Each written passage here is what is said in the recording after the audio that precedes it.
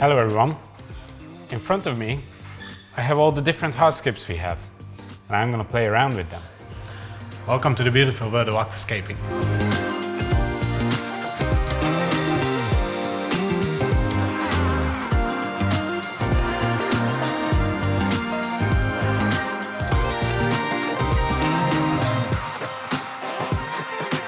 Today I'm going to talk about all the different types of hardscape we use and sell at Green Aqua. We have a lot of different stones and wood pieces or wood types, and they all behave differently underwater. I'm going to show you how I actually build a hardscape and what things I consider important when building. So before I start building the different hardscapes, I'm going to explain all the differences about the hardscape materials, the rocks and the wood. But if you're a pro about that and know all about it, then you can use the timestamps below to jump to the hardscape. And we'll start with one of my favorites, the white Rhino stone. This is quite a new type of stone we have for about, I don't know, 1.5 years now. You've seen me build with this 2 different tanks. I think this is at the moment one of the best types of rocks for simple iwagumi layouts. It comes in quite big pieces as well as small ones, but we can have these extra big ones which are very good for main stones, and it has a lot of different textures on it. It has a bluish tint underwater. It depends a lot about the light you use above it. Second one is the Mantan stone. You don't really see this on the channel. The reason is there are some really nice pieces like this one. Again, lots of texture, but if you look at it, it's basically the same all around. But it's very, very difficult to find similar pieces in Mantan stones. Building a complete tank out of it, it's a very difficult job to do. And also, this is one of the worst stones for hardening water. So all the grayish color stones, they're gonna raise your TDS and actually raise the KH level of your tank. But this is the worst of them all.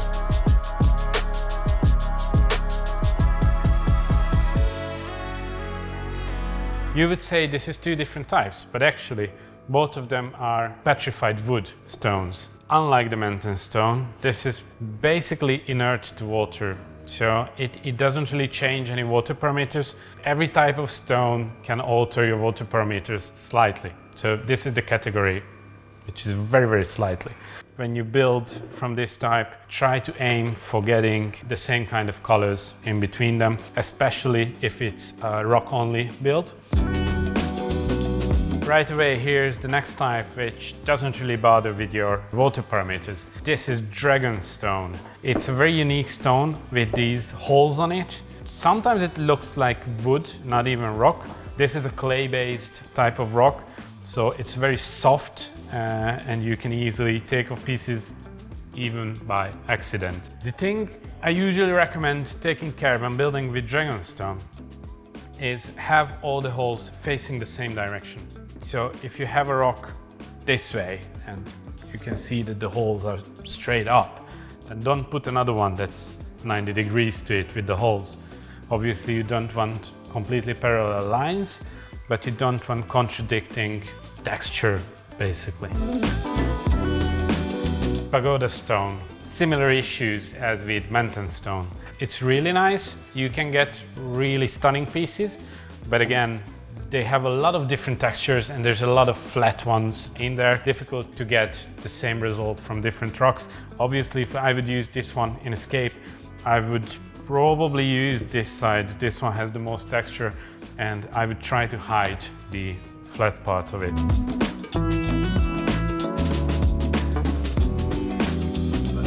Flat coffee. Have another type of stone that can be very, very different. So these 2 are the same. This is the Bloody Mary stone or the Indian petrified wood. Very, very flat surface and a very, very highly structured and textured piece.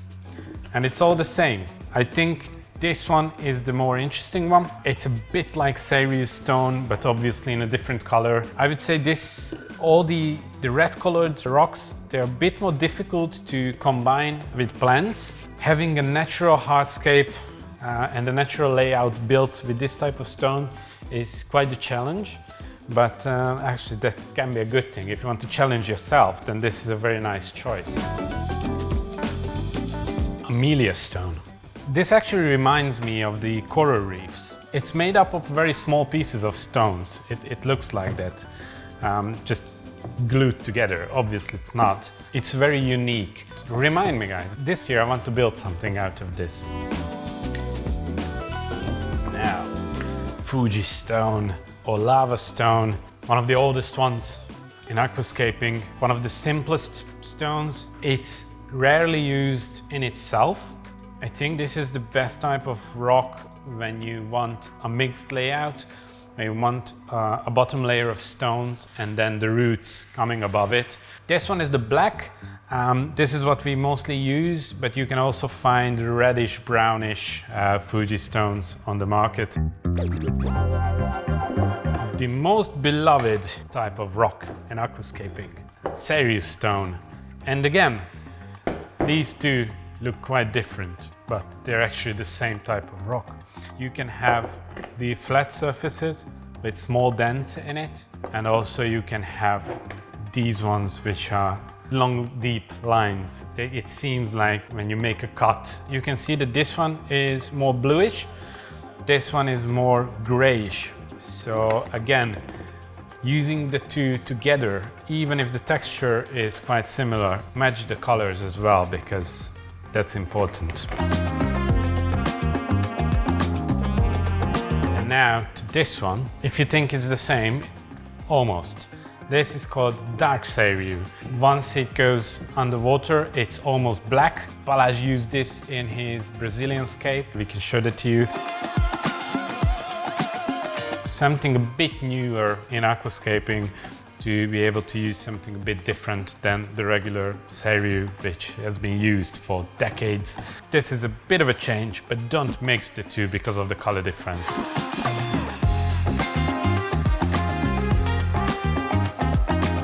A lot of people think that this is Chihiros as well, but this is actually called the multi-layer stone. It comes in bigger pieces only, so you can't really get small ones out of this. It's quite similar to Chihiros, but it has a lot more layers, and you always have basically like a top part and bottom part of the rock. Obviously you can use it like this as well, only recommended for bigger tanks. Again, like with dragon stones, when you use this, make sure that the lines go the same way.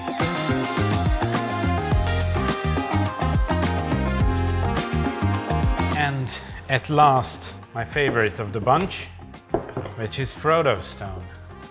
I think this is the most diverse type of stone, I would say. This is a type of stone that you need to overbuy like crazy.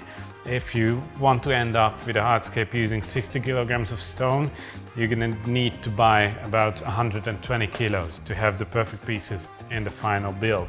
It has bluish tints, it has brownish tints, it has grayish tints. You have these cracked surfaces, then you have the completely flat ones, then you have the ones with the lines. So yeah, it's all different. With this one, I find you can even mix them if you differentiate them in depth. So what I mean is, if you have brown ones in the front of the aquarium, and as you go backwards and obviously leave the background and so on, and put blue ones in the back, it creates the sensation that it's really far away. When you think of it, when you're driving on a highway between mountains, the further you look, the tops of the mountains in the background, they get bluish because of the humidity as you look through air. So you can get that effect with Frodo stones very easily. You just have to be very mindful of which piece goes where in the aquascape.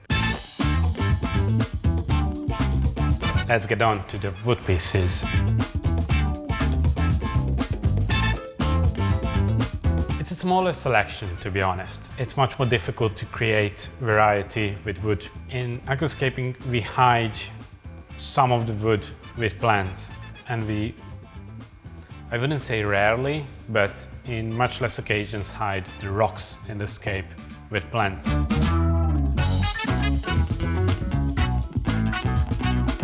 This one is redmore wood, or some people know it as spider wood. This has been with us with aquascaping for a very long time. You can see this used in Amano-san's aquariums and so on. First of all, it floats. You're gonna need 2 or 3 weeks until it actually sinks in water. It has to suck up enough water to get heavy. I think the best option is, if you have the time, to pre-rinse it, and it comes in all kinds of different shapes and sizes. You get this kind of pieces which have these very small bits sticking out of them, which is very nice for detailing. As you go deeper in the aquarium, you should use thinner pieces to create the effect that those pieces are further away. This one is redmore as well, and this is not even a big one. At the moment we don't have them, but usually we have pieces like this size. I don't know, do I fit into the camera? It's a very nice piece of wood when you don't want too much structure or texture on the wood itself. When you put redmore wood into water, there's gonna be a thin layer of fungus appearing after a few days. It's like a white jelly-like stuff. It's perfectly normal and it's perfectly safe. Obviously you can wash it down when you're doing your water change. You can just suck it off, or you can use a toothbrush to get it off. Once you introduce the algae eaters in your tank, they're gonna eat it as well, and after 2 or 3 weeks this whole thing disappears. Next one of the old types is ironwood. Basically this is what we use in proper NA-style aquariums.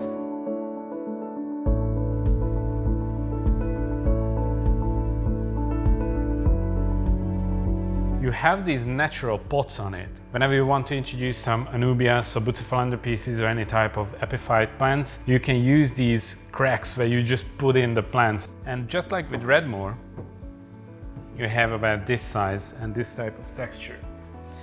And then you have the proper ones. It's very good for imitating forests and underwater root systems. Ironwood is going to tint your water. It's going to make it a bit brownish. It's actually not a problem, neither for your fish or your plants. It might be distracting for yourself. There are ways around it. You can use, I think the best option is Secam Purigen in your filter. It takes out all the coloration, but don't wait for it to disappear on its own. So it takes months or years for it to run out of the coloring stuff. Now we go to this one, which is the Rama Twistwood. New type of stuff, only been around for a couple of months, and yeah, again, something interesting and something new in aquascaping. What we discovered is, if you want to build a tank only with this, you're gonna have a lot of problems with the water, almost like rotting. The water starts to smell. You really have to soak this for weeks before using it in an aquarium, or you can use it in smaller ratios. I think it's a very interesting type of wood, so I would encourage you to use it because you can get away with quite a unique build.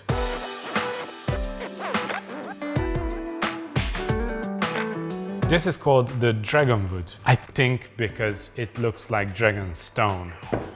It almost looks like a rock. Probably that's why I use this in the OASE ScaperLine build.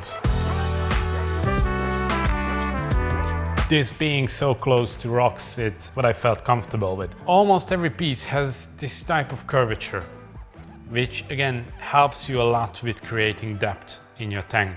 That's it for the different types of hardscapes. And now I'm gonna show you how I usually plan and build a simple aquascape. But for that, I would need an aquarium.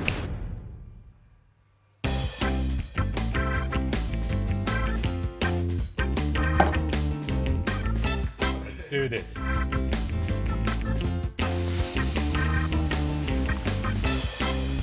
I don't want to waste any actual aquarium soil, so I'm going to use some denarle quartz gravel to have some soil to build on. Just a basic amount on the bottom, not too much, perfectly enough for building. I'm going to have 3 different builds for you. I'm going to build a wood only scape, I'm going to build a mixed one, and obviously I'm going to build an iwagumi. Let's start with the wood only. For this, I'm going to use ironwood. Bear in mind, these are just random pieces I collected. What I'm trying to take care of when building a scape is I want some parallel lines. I have 4 lines that are going basically the same direction, but in a slightly bit different angle. And I have these 3 as complementary ones, balancing it out.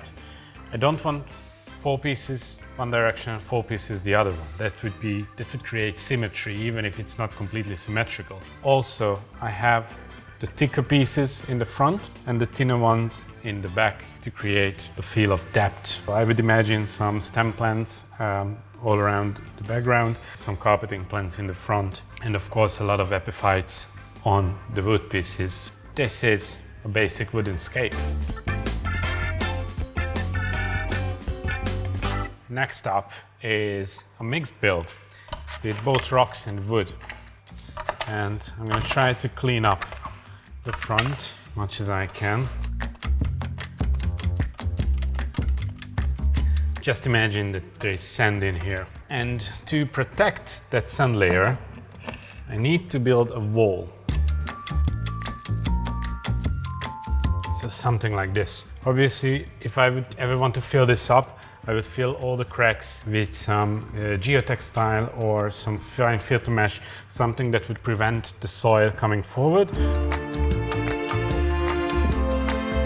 I want the roots to be hanging down in between the rocks. That's what makes a scape like this natural, with the small branches going down. And if you're lucky, you have shapes like this which perfectly match the rock underneath. This is what makes a scape natural, these small details.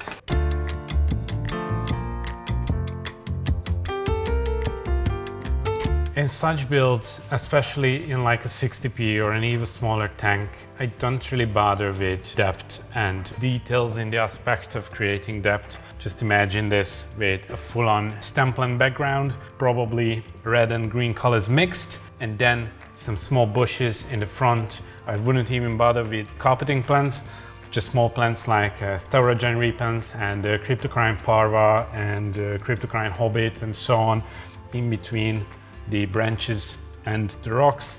Probably a few pieces of epiphyte plants and lots of mosses. I don't like covering all the wood pieces with moss.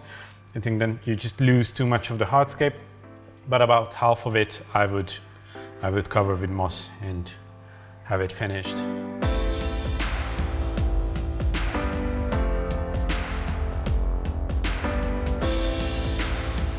Now we're at my comfort zone. I'm gonna build with stones and throw those stones, of course. Whenever you build rocks, you need a main stone.